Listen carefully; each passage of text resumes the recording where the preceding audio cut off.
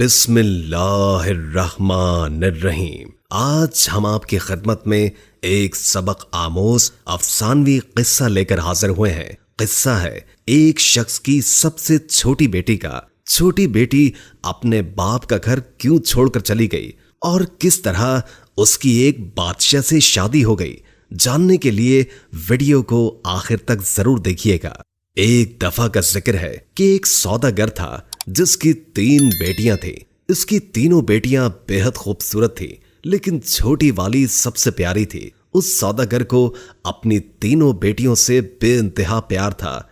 वो बस डरता था कि कहीं उसे कोई छोड़ कर न चली जाए। इसलिए एक दिन सौदागर ने फैसला किया कि वो अपनी तीनों बेटियों से पूछेगा कि वो उससे कितनी मोहब्बत करती हैं। वो यही सोचते हुए अपनी सबसे बड़ी बेटी के पास गया और पूछा, बेटी तुम मुझसे कितनी मोहब्बत करती हो? बड़ी बेटी ने जवाब दिया, बाबा जान मैं आपसे अपनी जान से भी ज्यादा मोहब्बत करती हूँ।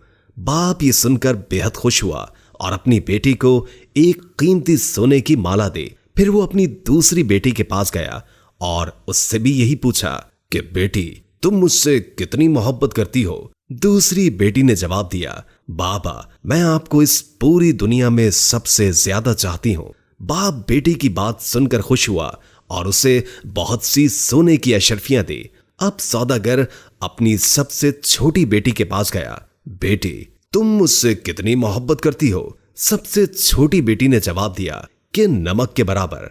बेटी का जवाब सुनकर बाप को बहुत गुस्सा आया।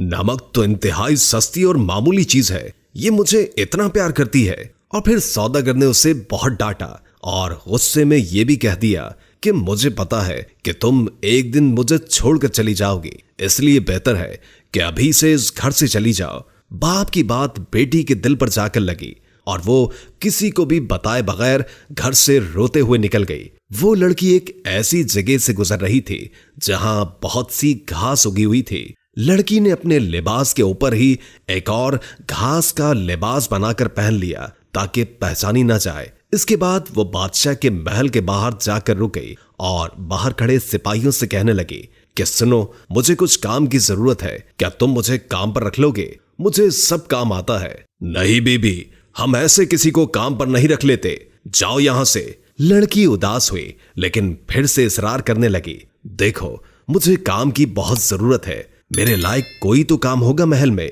इससे पहले कि सिपाही इनकार करता, एक बावर्ची उनके पास आकर खड़ा हो गया। उसने शायद लड़की की बात सुन ली थी। उसे लड़की पर बहुत तरस आया, इसलिए उसने लड़की को अपने साथ रख लिया। बावर्ची ने उसे सारे काम समझाए और उसे उसके सोने की जगह भी दिखा दी जहां और भी औरतें थी। किसी को उस लड़की का नाम तो नहीं मालूम था, तो उसका घास वाला लिबास देखकर सबने उसका नाम घसियारी रख दिया। अगले दिन महल में हलचल मची कि बादशाह एक बहुत बड़ी तकरीब का इनेकाद कर रहे हैं, उसमें हर कोई शरीक हो सकता है। तमाम मुलाजिम औरतें अपने आप को संवारने में लग गई। जब तकरीब का दिन आया तो घसियारी ने जाने से इनकार कर दिया और कहा कि उसकी तबीयत ठीक नहीं है, और फिर सब उसे आराम का कहकर चले गए। कुछ ही देर के बाद घसियारी उठी, अपना घास वाला लिबास उतारा और एक खूबसूरत सी पोशाक पहन ली जो वो अपने साथ लाई थी, और फिर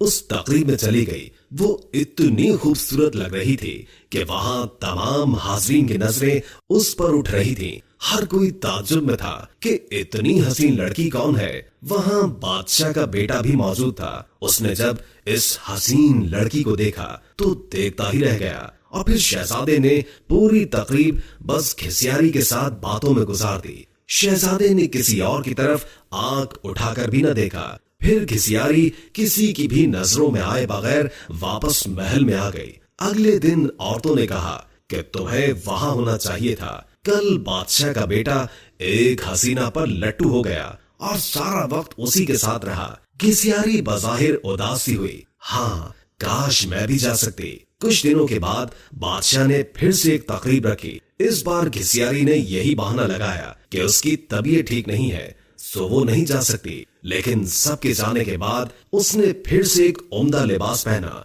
और तकरीब में चली गई। शहजादा उसे देखकर बहुत खुश हुआ और एक कीमती अंगूठी उसे तोहफे में दे दी। फिर तकरीब खत्म होने से पहले ही वो वापस महल में आ गई। दूसरी तरफ बादशाह का बेटा सौदागर की इस छोटी सी बेटी पर फिदा होकर रह गया था। उसने फैसला किया था कि वो अपने बाप से इस लड़की का जिक्र जरूर करेगा। अब अगली तकरीब शहजादे ने खुद जानबूझकर रखवाई ताकि वो इस लड़की से मिल सके, लेकिन इस बार घिसियारी न आई। शहजादा उदास हुआ। बादशाह को घिसियारी के बारे में कुछ भी मालूम नहीं था, इसलिए वो परेशान हो रहा था कि उसका पता कैसे और किससे करे। एक दिन शहजादे ने महल के मुलाजमों से सागूदाना बनाने की फरमाइश की।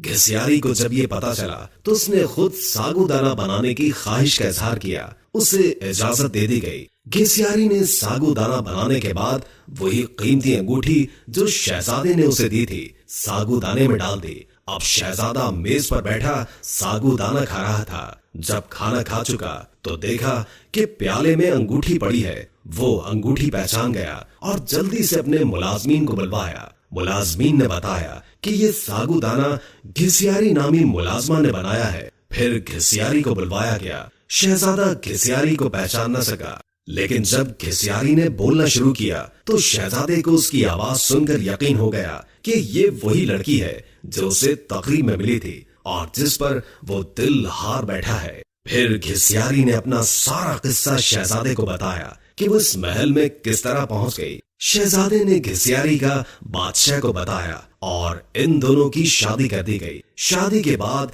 एक बहुत बड़ी तकरीब रखी गई। उस तकरीब में सिर्फ शहर के बड़े बड़े सौदागर और ओहदेदारों को बुलवाया गया था। घिसियारी के बाबा भी उस तकरीब में मौजूद थे।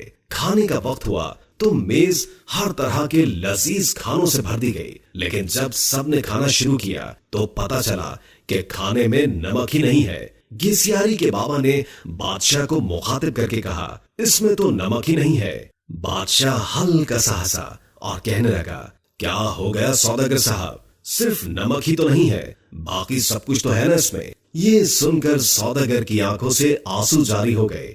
बादशाह ने उसे ताजुब से देखा और पूछा कि जनाब आप रोने क्यों लग गए। सौदागर ने कहा, आज मैं अपनी बेटी की बात समझ गया हूँ। खाने में नमक ना हो तो चीज बदजायका हो जाती है, चाहे उस खाने में और कितने ही कीमती मसाला जात पड़े हों, लेकिन नमक के बगैर खाना कुछ भी नहीं। फिर सौदागर ने अपना किस्सा बादशाह को सुनाया और कहा कि मेरी बेटी मुझसे नाराज होकर चली गई है। मैंने उसे बहुत ढूंढा लेकिन वो नहीं मिली। मैं उसकी तरफ से बहुत परेशान रहता हूँ। सौदागर ने बादशाह को अपनी बेटी का हुलिया बताया तो बादशाह ने घिसियारी को बुलवाया और अपनी बेटी को सही सलामत देखकर बाप की खुशी का ठिकाना ही न था। सौदागर ने बेटी को गले लगाया और उससे माफिया मांगता रहा। दोस्तों, वीडियो अच्छी लगी हो तो लाइक करके शेयर कर दें और कोई अच्छा सा कमेंट कर दें। अल्लाह ताला हम सबको अपनी हिफ्ज़ व अमान में रखे।